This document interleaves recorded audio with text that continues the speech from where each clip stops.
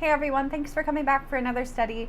Today's video is going to be a continuation of the last couple of studies that we did on the Joel 2 army. It will be a side-by-side comparison on a few scenes from the book of Judges and the book of Joel, and I feel they're both showing the same prophetic timeline.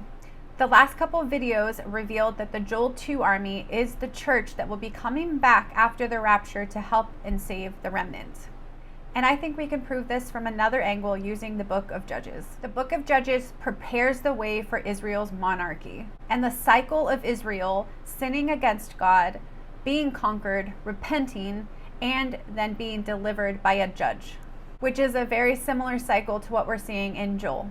The judges in the Bible had several characteristics. The judges were often military leaders and fighters rather than preachers.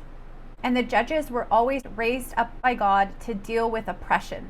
Judges 2:18, when the Lord raised up judges for them, the Lord was with the judge and delivered them from the hand of their enemies all the days of the judge. For the Lord was moved to pity by their groaning because of those who oppressed and afflicted them. And remember in Joel 1, the earth had been completely devastated by a wicked locust army. And the remnant are told to cry out to God to save them from these oppressors and to heal their land. Now look back at Joel 2:5. With a thundering as of chariots, they leap about on the tops of the mountains, like the crackling of a flame of fire consuming the stubble, like a mighty people drawn up for battle. And that word for arranged means to put in order, evaluate, weighed in the balance. It's an appraiser. It means to set in order a cause in a court of justice. These mighty people in Joel 2 are judges, avengers, deliverers. The Joel 2 army are the judges. Look again at Obadiah 1:21. The deliverers, or judges, will ascend Mount Zion to judge the mountain of Esau, and the kingdom will be the Lord's. This is what the judges are doing. They're deliverers or rescuers. It's the same Hebrew word used in Judges 2:16 when referencing the judges, and that they are rescuers. So that word deliverers is the Hebrew word yasah. It means avenging, defending, helpers, deliverers. It means victorious. So this is also the same as Romans 13, the avengers we read about in there that we covered in the last video. Judges 2:16. Then the Lord raised up judges who delivered them from the hands of those who plundered them. That word for plunder means robber or destroyer. So we can see how this fits with the first locust army that destroyed the land. The church is coming back to deliver or rescue the remnant from the hands of the destroyer. Isaiah 33:1. Woe to you, destroyer, while you were not destroyed, and he who is treacherous while others did not deal treacherously with him. As soon as you finish destroying, you will be destroyed. As soon as you cease to deal treacherously, others will deal treacherously with you. So I just want to go back over the first verse we started with in Judges. The word for judge means defend, punish, vindicate, avenge.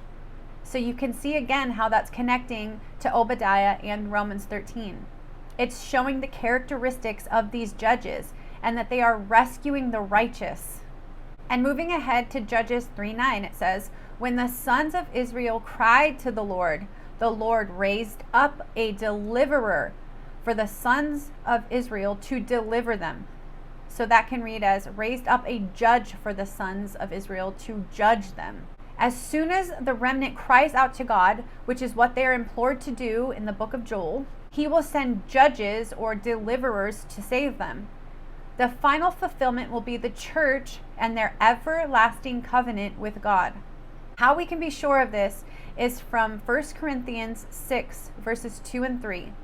Do you not know that the saints, God's people, will one day judge the world? If the world is to be judged by you, are you not competent to try trivial cases? Do you not know that we believers will judge angels? How much more then the matters of this life? So this establishes that the church will indeed be these judges. This is clear in this verse. Now, before your tradition tries to tell you that this is too far-fetched and that God alone is judge, remember Jesus said this in Matthew 19 when talking about the disciples' reward. Matthew 19:28. And Jesus said to them, "Truly I say to you that you who have followed me in the regeneration, when the Son of Man will sit on his glorious throne, you also shall sit upon 12 thrones, judging the 12 tribes of Israel." That was an interesting word, regeneration. It means new birth, spiritual renovation, and restoration. I am seeing that as a rapture here, as that's what it means to be born again, putting on the glorified body. Here's a very interesting detail. This word means the renewal of the world to take place after its destruction by fire. So remember our last studies proves how the church is that consuming fire. And since this verse is referencing the disciples' reward, let's bring it full circle by looking at Revelation 11:8. And the nations were enraged. And remember from a previous study, the reason why the nations were enraged is because the church had just been raptured and is on their way up to kick the dragon and his angels off their thrones and out of heaven and throw them down to earth. And your wrath came, and the time came for the dead to be judged, and the time to reward your bondservants, the prophets and the saints and those who fear your name, the small and the great, and to destroy those who destroyed the earth. Revelation 11:19. And the temple of God, which is in heaven, was opened, and the ark of his covenant appeared in his temple, and there were flashes of lightning and sounds and peals of thunder, and an earthquake and a great hailstorm. So again, it sure sounds like the arrival of this Joel 2 army. Now look again at Joel 2:8. They march, everyone in his path. Well, in his path means a highway, a raised way, a public road. It means a ladder. So this immediately had me thinking about Jacob's ladder and how the angels were ascending and descending. They were going from heaven to earth. And we see the same word used in Judges 5:20.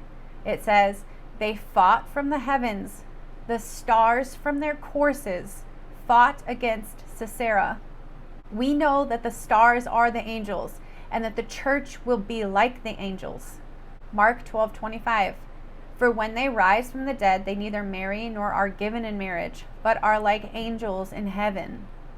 We can see these stars are doing the same things and fighting in a similar manner as the Joel 2 army, and that they're fighting from heaven. That word fought means devour, eat, make war, destruction, overcome. It's the overcomers. This is once again proving that this group is the church. This is a scene where they're kicking the dragon and his wicked angels out of heaven and down to earth at mid-trib after they had been raptured. That was their first mission as this new and great army. Daniel 12:3.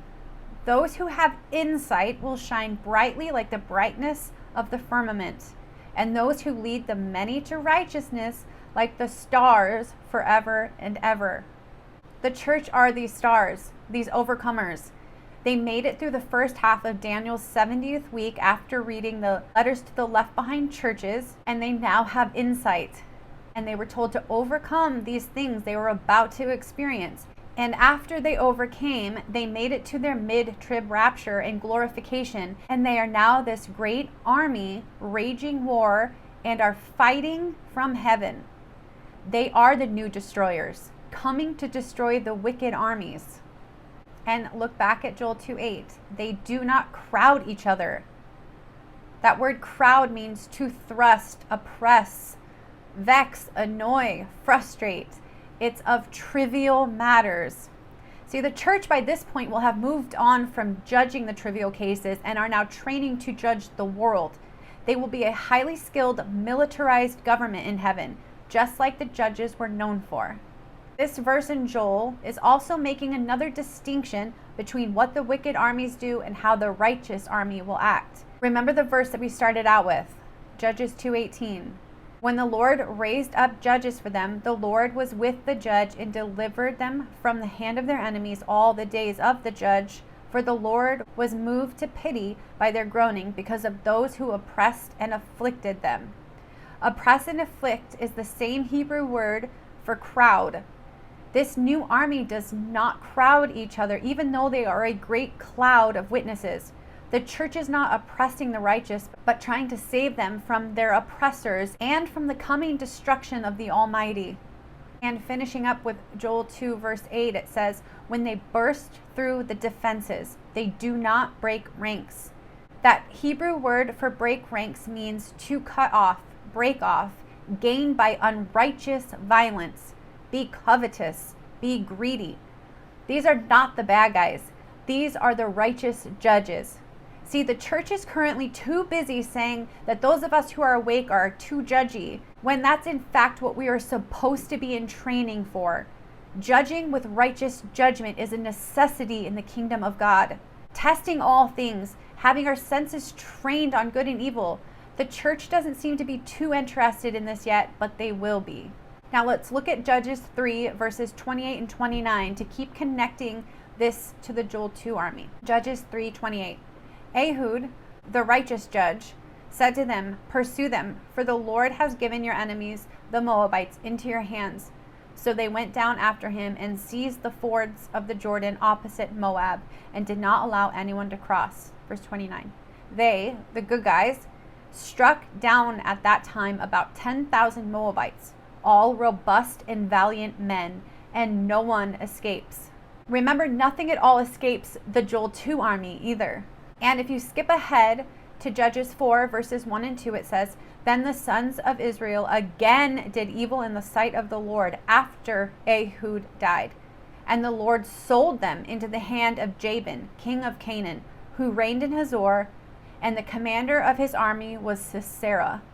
I am seeing Sisera as Abaddon here with his army of soldiers. But look what happens to this wicked army in Judges 4 verse 16.